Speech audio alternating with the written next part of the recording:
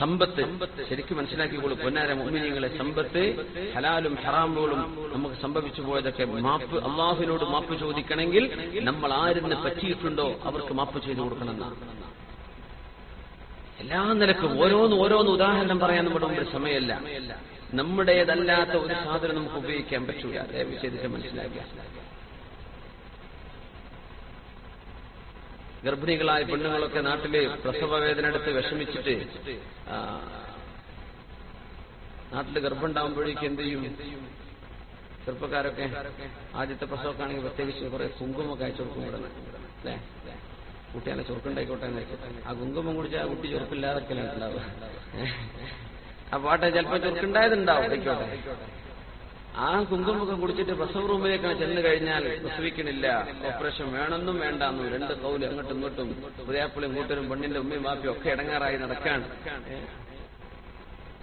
അപ്പൊ ഏതോ ഒരു സൂക്ഷ്മജ്ഞാനിയായ ഒരാൾ പറഞ്ഞു, അതാ കുങ്കുമം കുടിച്ചതിന്റെ കുഴപ്പമാണെന്ന് പറഞ്ഞു.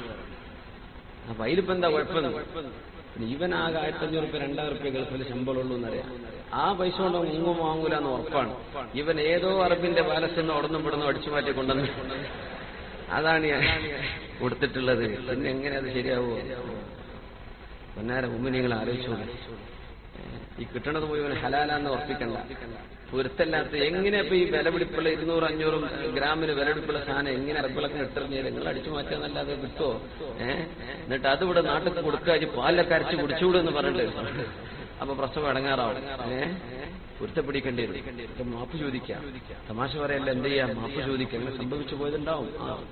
പാലസിലൊക്കെ ജോലി ചെയ്യുന്ന ആൾക്കാരുടെ കണ്ടമാന ഫ്രൂട്ട്സും ചോറൊക്കെ കൊണ്ടുവരുന്നേ, ഇവർക്ക് പൊരുത്തണ്ടെങ്കിൽ മാത്രം കൊണ്ടു കൊടുത്താൽ മതി. പൊന്നാര മുഅ്മിനീങ്ങളെ, അത് നിങ്ങളുടെ ഈ ഉടമസ്ഥന് ഉറപ്പുണ്ട്, അവർക്ക് പൊരുത്തുണ്ടോ, അവർ പൊരുത്തപ്പെട്ട് തന്നിട്ടുണ്ടോ, നീ കൊണ്ടുപോയിക്കോന്ന് പറയുന്നുണ്ടോ, അല്ലെങ്കിൽ കൊണ്ടുപോയ ഒരു കുഴപ്പമില്ല എന്ന് വാക്കാൽ പ്രവർത്തിയാൽ നിങ്ങൾക്ക് ബോധ്യപ്പെട്ടിട്ടുണ്ട്. ഇതൊന്നും ഇല്ലാതെ വണ്ടിയിലിന്റെ ബാക്കിൽ വെച്ച് പോന്നാലൊന്നും ഹലാലാവില്ല. അതുകൊണ്ട് അള്ളാഹുവിനെ സൂക്ഷിച്ചോളൂ. ഏത് മുതലമത്തും നമ്മൾ പറ്റിപ്പോയ ഏത് കാര്യങ്ങളും അത് ഇവിടെ നിന്ന് പൊരുത്തപ്പെടിക്കാഞ്ഞാൽ നാളെ അവിടെ നിന്ന് ഇതൊക്കെ നമ്മുടെ അമ്പലിൽ നിന്ന് നഷ്ടപ്പെട്ടു പോകും. ഇതൊക്കെ അവിടെ നിന്ന് കട്ട് ചെയ്തു പോകും. നമ്മുടെ സത്കർമ്മങ്ങളൊക്കെ പോയി പോകും. അതുകൊണ്ട് തങ്ങൾ പറഞ്ഞു, ആരെ പറ്റിയെങ്കിലും ഗീബത്തോ നമീമത്തോ നിങ്ങൾ പറഞ്ഞിട്ടുണ്ടെങ്കിൽ ഇവിടെ നിന്ന് പൊരുത്തപ്പെടിച്ചോളൂ. നാളെ ഇതൊന്നും പൈസ ഏർപ്പാടില്ലാത്ത കാലമാണ്. നാളെ ഖിയാമത്ത് നാൾ പൈസ കൊടുക്കാൻ പറ്റൂല. കൊടുക്കുന്നത് സൽക്കർമ്മങ്ങളായിരിക്കും. നിങ്ങളുടെ സൽക്കർമ്മം നഷ്ടപ്പെട്ടു പോയേക്കും. അതുകൊണ്ട് കാക്കേണമേ.